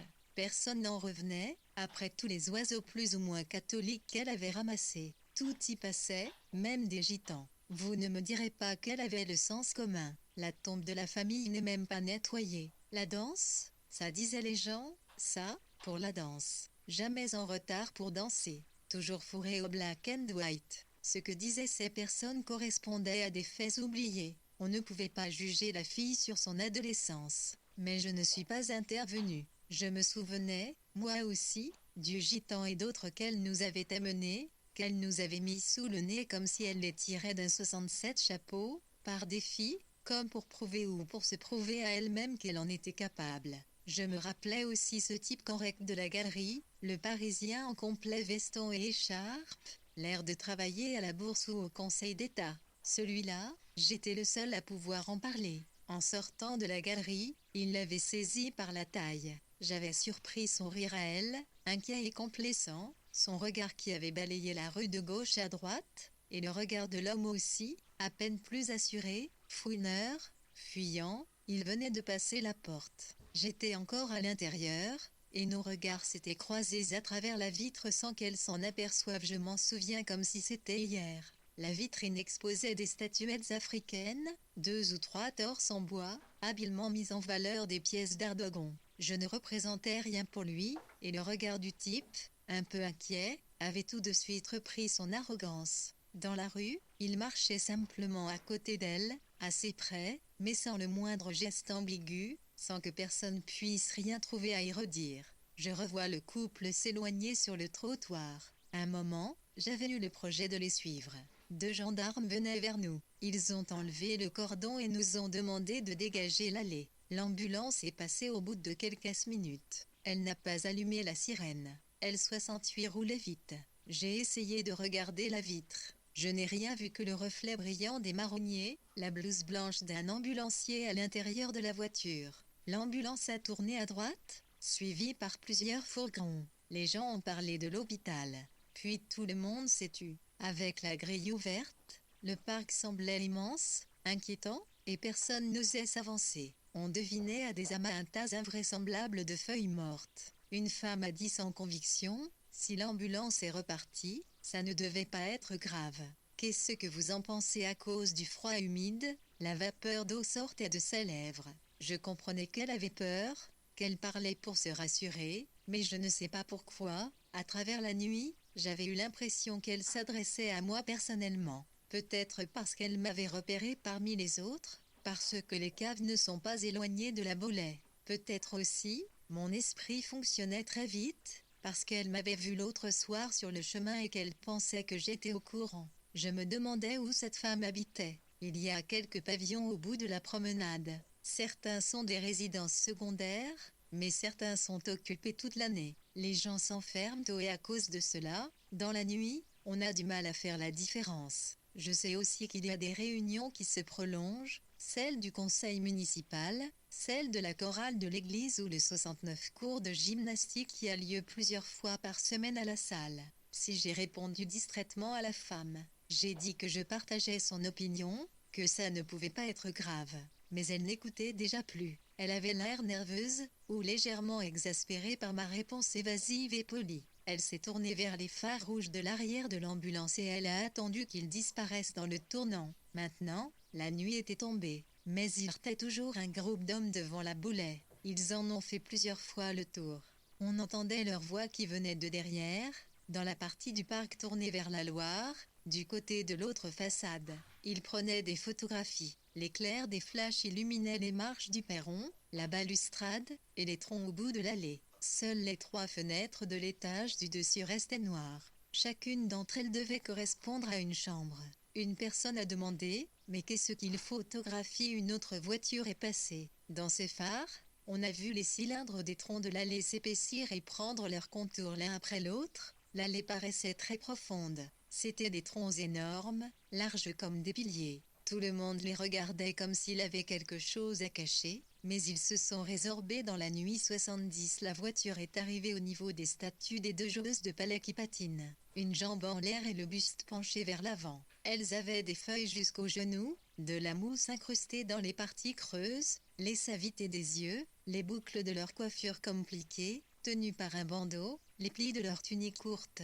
La fête foraine s'est allumée au bord de l'eau, avec sa musique sentimentale et criarde. Les fumées grasses des grillades brouillaient le halo mauve des néons. Autour de moi, les gens s'étaient mis à parler de sujets différents. D'après ce que j'ai compris, certains promenaient leurs chiens quand ils avaient vu les voitures. 2 personnes calculaient depuis combien de temps la maison n'était plus habitée. Elles n'étaient pas d'accord sur le moment. L'une d'elles a dit que c'était parce que le temps passait vite.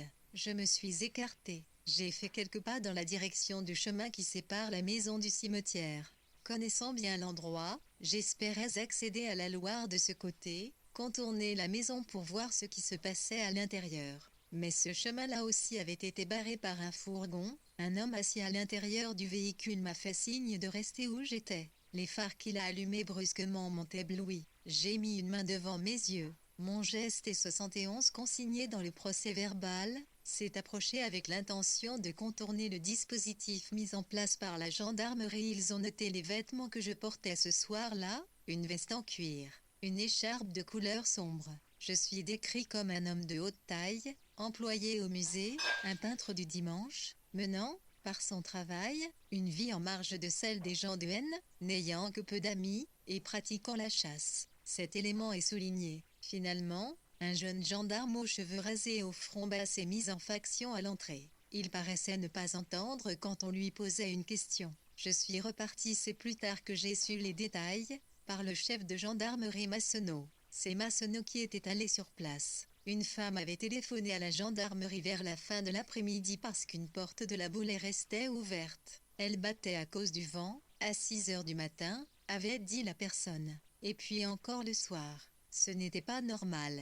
Un vol, sûrement, avait insisté cette personne. Les forains qui se sont y installés aux ouches. Une maison toujours fermée, à l'abandon. Ça devait finir par arriver, les attirer. Ils avaient dû la repérer. C'était toujours la même histoire, m'avait fait remarquer Massonneau. Quand les forains arrivant, les gens d'ici ne tiennent pas en place. Il y a sans arrêt des plaintes et des dénonciations. Toutes les petites vieilles perdent leur portefeuille. Il faut mettre 2 hommes devant la succursale du Crédit Agricole et aux entrées du bureau de poste. Il avait quand même pris sa camionnette pour faire une ronde à tout hasard avec un jeune adjoint de brigade histoire, m'avait-il dit, surtout, de ne pas se faire de reproches. La grille sur la route n'était pas fermée à clé. Il avait soulevé le loquet. Les 2 hommes s'étaient engagés dans l'allée. C'était cette fin d'après-midi de beau temps sec dont je me rappelais le déclin bref, la lumière déjà hivernale. Il faisait frais et le soleil ciselait le bord des feuilles. Une machine agricole avançait lentement sur un champ, au rythme lent des bateaux sur le fleuve. Le moteur forçait par moments, à cause de l'irrégularité des mottes. On entendait des coups de fusil, ici et là. Des perdreaux déboulaient du maïs sans demander leur reste. Je ne sais pas si tous ceux qui chassent ont leur permis, m'avait dit Massonneau. Il y aurait sans doute besoin de contrôle, et je préfère ne pas y regarder de trop près, mais je peux dire que ça canardait sec. Dans tous les sens 73, les deux hommes ne parlaient pas, marchant dans l'épaisseur des feuilles récentes, encore gonflées d'humidité, d'un rouge aigu, presque écarlate, comme celui des crêtes de coq. Depuis bien des années, rien ne vivait ici que des oiseaux, nourris par les vergers, et des chats qui chassaient et qui venaient dormir sur une ancienne terrasse envahie d'herbe. La femme qui avait occupé cette maison était morte depuis longtemps, et elle avait vécu si retirée entre son parc, obscur dès le printemps, et les étages mal éclairés de sa propriété qu'elle semblait ne plus appartenir à la communauté des hommes. Massonneau, qui l'avait connue, se souvenait encore du temps où la camionnette de la ferme passait livrer les bidons de lait pour la semaine. C'était longtemps après toutes les histoires, après l'époque où le fils, le cadet, s'était embarqué pour l'Afrique comme administrateur civil sur la côte ouest. On avait dit que ce départ avait eu lieu juste après la mort de son frère. Les circonstances, disaient les gens, de la mort de son frère. L'argent manquait, l'aîné avait mangé le fond. C'était un beau garçon, flambeur, qui aimait la grande vie, les femmes, les voitures. Il utilisait la boulet pour des fêtes dont les photos paraissaient quelquefois dans le journal, lui en nabab, ou en prince égyptien, ou en bourgeois du 19e, avec melon, chaîne et gilet, et des groupes chamarrés d'hommes et 74 de femmes. Des gens qui venaient d'Angers, de Paris en voiture. Des relations, des noms qu'on ne connaissait pas par ici, on ne connaît rien, mais qui étaient connus ailleurs. Des zones intermédiaires de la célébrité, de petits journaux, de petits théâtres, des actrices qui se lançaient, tout ce beau monde entassé sur les marches de la Boulet comme pour une noce ou une photo de classe, souriant, imperceptiblement figé, des têtes et des bras nus, des boas, des perruques. La plupart des photos prises sur le perron, Massonneau les avait parcourues, ou quelquefois au bord du fleuve, sur le ponton, sous les grands arbres courbes qui ont l'air de décors d'opéra, lui toujours au milieu, enlaçant une femme en fourrure ou le buste d'une des statues. Il paraît que ça dansait jusqu'à 3 ou 4 heures du matin, qu'il y avait des bains de nuit. On le voit aussi au bord de l'eau, allongé sur une pierre, charmant, bronzé comme un jeune mort dans une sorte de pagne souple. Sa mère lui passait tout. Il s'était acheté la première 4 chevaux qu'on ait vue par ici, quand les voitures étaient encore un luxe, mais les finances ne suivaient pas. Il paraît qu'à un moment il avait essayé de se refaire au casino et qu'il y avait même eu, une nuit, un départ d'incendie dans le bois, pas vraiment catholique. Les assurances auraient tout arrangé, mais le feu n'avait pris. Après, il y avait eu ce terrible accident où il avait trouvé la mort. Il n'avait pas 30-75 ans, tout le monde ici renchérissait que dans un cas comme celui-là, pour celui qui restait, il n'y avait plus d'autre solution que l'Afrique. Naturellement, des gens qui ne savaient rien, l'Afrique, des gens comme Vouetnois. La mère, elle, n'était pas partie. C'était là qu'avait commencé cette ère d'abandon. 11e laissait tout aller et ne sortait plus que rarement, une fois par jour, après le passage du facteur. Elle vivait seule, avec un ou deux chiens, aussi sauvage qu'eux, ne parlant à personne. Quel que soit le temps, elle traversait l'allée en bottes de caoutchouc, vêtue comme une fermière. Si des gens qui empruntaient le chemin pour aller au cimetière l'apercevaient derrière sa grille, elle détournait la tête. Elle attendait une lettre, un signe du mort. Sa folie, paraît-il, était d'attendre une lettre, non de celui qui était parti pour l'Afrique, mais de celui qui ne pouvait plus lui écrire. C'était l'aîné qu'elle préférait. Les mères ne sont pas toujours justes. Elle a vécu âgée. Je crois, m'avait dit Massonneau, qu'ils ont fini par l'emmener là-bas, en face de la centrale, au centre médico-spécialisé, à Saulnières. Vous voyez ce que je veux dire? Je voyais. Il a repris, il n'y avait pas une grosse distance à faire. C'est là-bas qu'elle est morte. Quand même dommage. Une femme qui jouait du piano, une musicienne. Il paraît qu'autrefois avait donné des concerts, qu'elle jouait, l'été, 76 quand ses enfants étaient petits, elle les laissait courir, elle laissait les fenêtres ouvertes. Les gamins faisaient ce qu'ils voulaient, ils couraient dans le parc jusqu'à la tombée de la nuit, même tard, entre les arbres qui les dépassaient de 10 têtes, et la Loire, en bas du jardin, avec ses bords de vase. Entre chiens et loups, il suffit d'un rien. C'est un miracle qu'il n'y ait pas eu de noyade. Elle n'avait pas beaucoup d'autorité, d'après ce qu'on a dit. Toujours à son piano.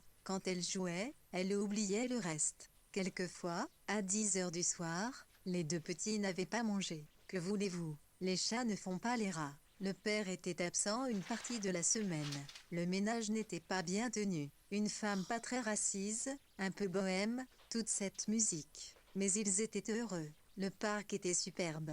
Des buissons de rhododendrons, des lilas, une splendeur avec la mort du fils. Tout était allé à volo. Le mur du parc s'est effondré, du côté de l'est. Les buissons se sont mêlés de ronces et d'orties. Mais la nature ne s'arrête pas sous le prétexte que les hommes ont de la peine. Au printemps, la glycine restait aussi lourde qu'une treille. Certains rosiers grimpants, particulièrement vigoureux, avaient envahi les massifs. Ils étaient mangés de pucerons, mais ils avaient des tiges grosses comme des troncs de poirier.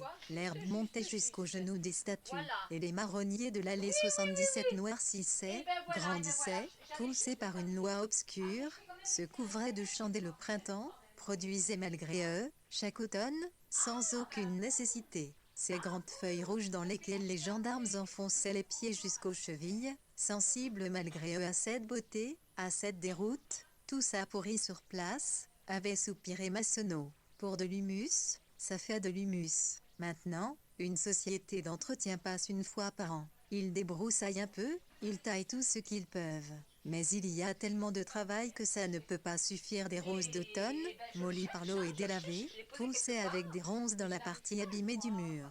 Les deux hommes avaient vu le soleil du couchant devant eux à gauche de l'une des cheminées. Mais le temps qu'ils arrivent au bout de l'allée, la boule rouge avait été cachée par le mur. Cela arrivait souvent le soir, cette boule suspendue au-dessus de la Loire, sur l'horizon très plat, ce lampion symétrique des cheminées blanches de la centrale, comme un étrange objet géométrique. La maison semblait vide. Effectivement, la porte était ouverte. Massonneau avait relevé mentalement des signes d'usure, mais, semblait-il, pas d'effraction. Il avait appelé plusieurs fois. Personne ne répondait. Il avait pénétré dans l'entrée. Des feuilles mortes remplies 78 le couloir.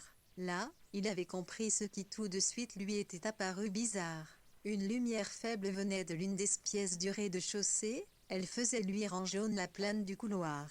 Une lampe de chevet oubliée mais on n'entendait rien. Quelqu'un lisait peut-être, à l'intérieur. Quelqu'un qui ne répondait pas parce qu'il était trop absorbé, s'était dit Massonneau sans y croire. D'un geste, il avait intimé à son adjoint de faire le tour de la maison. À nouveau, il avait demandé « Il y a quelqu'un ?» serrant son arme comme il me l'a dit, pensant malgré lui aux gitans qui s'étaient installés aux ouches. Ils étaient peut-être 2 ou 3 là-dedans, à fouiller, à chercher des bijoux, de l'argent, et ils se défendraient. Mais il s'était repris. Les forains ne seraient pas venus pendant la journée. Ils n'étaient pas sots à ce point. Ils opéraient à la nuit noire.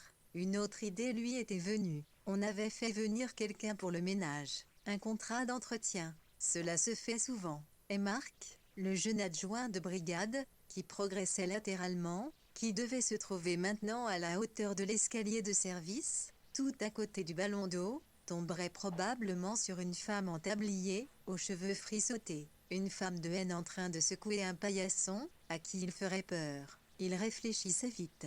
Lui aussi connaissait la maison, il avait revu les gros volets de ferraille 79 grises des chambres sur l'arrière, les berges meubles de la Loire. Il savait que la pente était forte, qu'il y avait des trous à cet endroit, en face de l'île, des tourbillons. Impossible d'entrer par là, avait-il décidé. Impossible aussi d'en sortir. Strictement impossible. La rouille était beaucoup plus efficace qu'une serrure. Il y avait un peu de désordre dans le salon qu'il traversait, des journaux, des papiers sur la table des prospectus, un sac de voyage ouvert d'où dépassait une trousse de toilette, un imperméable de forme tranche sur le dossier d'un effauteuil, des ordonnances, comme si quelqu'un avait rempli des imprimés de la sécurité sociale, des doubles rideaux verts, d'un velours poussiéreux et terni, masquaient à moitié les fenêtres. Aucun bruit, m'avait dit Massonneau. Strictement aucun. Aucun réveil ne devait marcher là-dedans. Le frigidaire datait, au moins,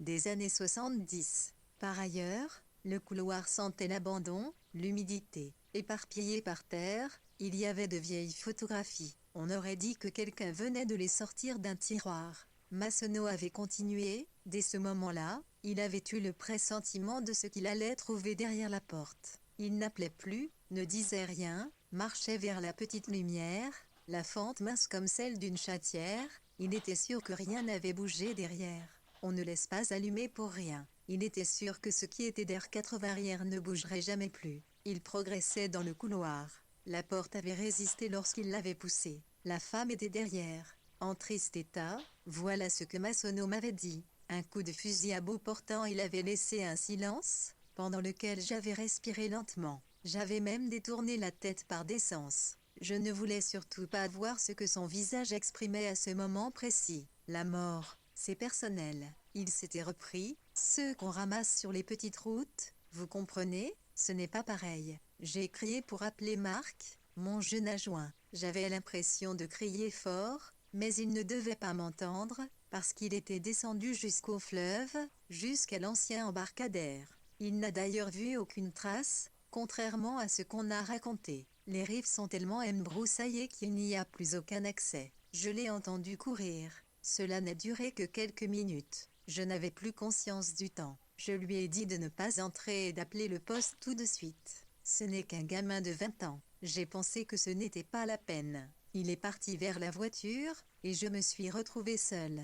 Il fallait que j'attende les renforts. J'ai voulu fouiller le parc, mais il faisait beaucoup trop sombre. On ne voyait déjà plus rien. Chien et loup, comme on dit. Je ne sais pas ce 81, 4, 9,10 i, 4, i, moins 44, i point virgule, 1 point virgule i, e point i, e 1 i, e point 109, 9 i, virgule point e, es, i 2 point zt, que je cherchais. D'ailleurs, ce dont j'étais bien sûr, c'est que celui qui avait fait le coup ne m'avait pas attendu. J'ai quand même remonté une allée, au hasard, à gauche de ces statues qui ont l'air de courir.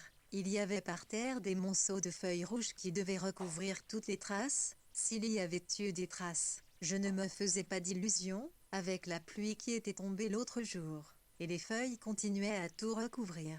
Il en tombait encore, une mare rouge, comme si on avait égorgé des volailles. L'allée comme effacée, aussi épaisse que le talus. Vous me croirez si vous voulez, mais tout à coup j'ai vu les croix sur la gauche, de l'autre côté de ce chemin qui sépare la propriété du cimetière. Il y avait encore suffisamment de jour pour qu'on distingue les branches de celles qui sont à l'ouest, contre le mur. C'est bizarre comme une croix ressemble à un arbre, comme ça se dresse devant vous, dans l'atmosphère obscure. Le ciel était très sombre, mais tout de même plus clair que la végétation, de ce bleu sur le point de tourner à la nuit. Je ne suis pas impressionnable, mais ce moment, je vais vous dire, je crois que je m'en souviendrai toute ma vie. 3. Naturellement, on avait tout de suite soupçonné les forains. Le vieux réflexe. 1 heure plus tard, les gendarmes débarquaient sur l'air.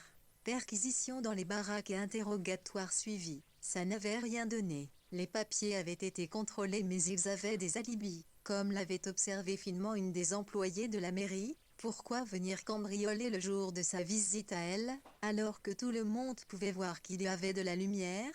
D'habitude, ces gens-là se renseignent. Et d'ailleurs, rien n'avait été pris. On avait retrouvé de l'argent dans son sac.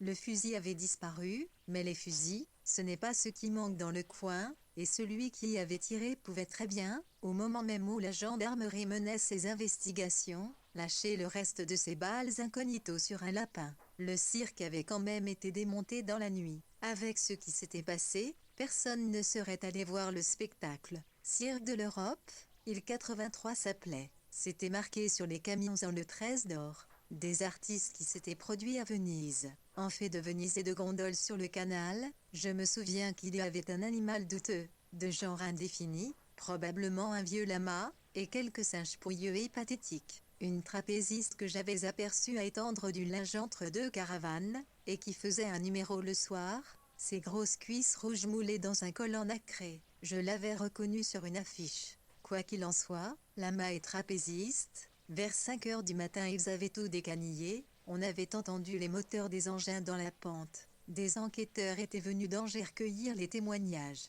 On avait parlé d'un appel, vers 17 heures, sur le portable de la femme, mais l'origine de cet appel n'avait pu être identifiée. On avait su aussi qu'avant sa visite au musée, au début de l'après-midi, Elle était entrée chez l'agent immobilier Colnet, sous les arcades. Elle lui avait parlé de la Bollé, de son intention de la mettre en vente. C'était trop cher, avait-elle dit, pour l'entretien, trop compliqué. Elle s'était engagée à repasser le soir à porter des papiers ainsi que plusieurs photographies pour constituer le document publicitaire. Même en l'état, c'était une grosse affaire et l'agent immobilier Colnet, un petit rousse obséquieux, avait essayé de la 84 tenir. Lui aussi disposait de son numéro de portable. Il n'était pas aimé, ici, et je crois que pas mal de gens auraient bien vu en lui le coupable parce qu'on lui attribuait, à tort ou à raison, la responsabilité de la spéculation sur les terrains. Le bruit de l'interrogatoire qu'il avait dû subir avait couru, mais il disait qu'il n'avait pas rappelé et il n'y avait aucune raison de ne pas le croire. Une autre piste de l'enquête avait été tenue secrète, pour éviter les commérages. En effet, la victime avait été vue en compagnie d'un homme, au début de ce même après-midi. Le couple avait déjeuné en haut, au Chêne d'Or. On avait retrouvé la carte du restaurant à l'intérieur du sac ouvert dans la salle à manger. Les vérifications étaient assez faciles. Interrogée au téléphone, la patronne de l'hôtel confirmait. Elle détenait encore la date et l'heure de la réservation sur ses registres. L'homme était reparti vers 15 heures. Il n'était plus avec la femme. Des témoins avaient identifié sa voiture, une Rover immatriculée dans le département. Il avait reçu les gendarmes. C'était un homme qui travaillait à la centrale, comme ingénieur, et qui avait un très gros poste. C'est pour ça que les gendarmes avaient été discrets. Tout ce qui touche à la centrale est plus ou moins confidentiel. N est un tout petit monde. D'ailleurs, il n'avait pas le profil d'un assassin, pas de casier judiciaire. Cultivé, tout ce qu'il y a de respectable. La cinquantaine 85 et une certaine allure. Il avait fait une excellente impression aux gendarmes. Selon les termes de sa déposition, le déjeuner avait été purement amical. Il était accablé par ce qu'il avait appris. Vu la situation, il demandait la discrétion pour sa famille. Il savait que la femme était seule mais qu'elle devait rentrer par le train du soir à Paris. Vérification faite, le dernier train partait à 20h30. À 20h, un caras sur la correspondance à partir de la gare routière. Ce qui est sûr, c'est que ce soir-là aucune femme brune en tailleur n'y avait été vue. Dans les jours qui avaient suivi, selon le témoignage des chauffeurs, le car avait monté plusieurs hommes voyageant seuls. Avec ce genre de sac intermédiaire entre le sac de sport et le sac de voyage, le format idéal pour contenir aussi bien une raquette de tennis qu'un fusil, si on voulait y réfléchir. Si on réfléchissait plus loin, on concluait que le car était le meilleur moyen pour quitter discrètement la commune. On n'a même pas besoin de se présenter au guichet. Il suffit d'acheter un ticket à la borne. On pouvait l'imaginer un homme discret, montant par la portière avant, et poinçonnant son titre de transport, s'asseyant seul contre une fenêtre, ayant choisi de préférence une place tranquille, au fond, loin du chauffeur. 2 ou 3 jours après le meurtre pour qu'on ne puisse pas faire le lien, et ne se distinguant